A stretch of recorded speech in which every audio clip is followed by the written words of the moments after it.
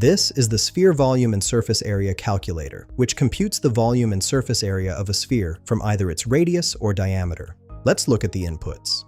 First, you'll see the input method drop-down menu where you can select between radius and diameter.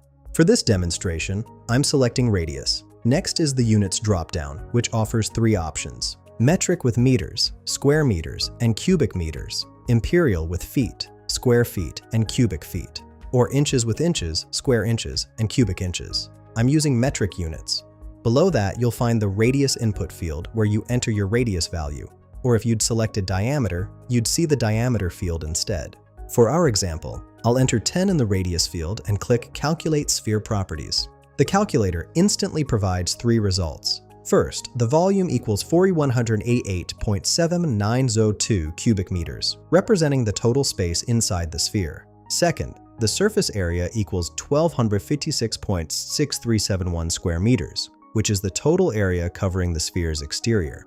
Finally, it confirms the used radius as 10,000 meters, verifying the input value used in the calculations. Find the link in the description below.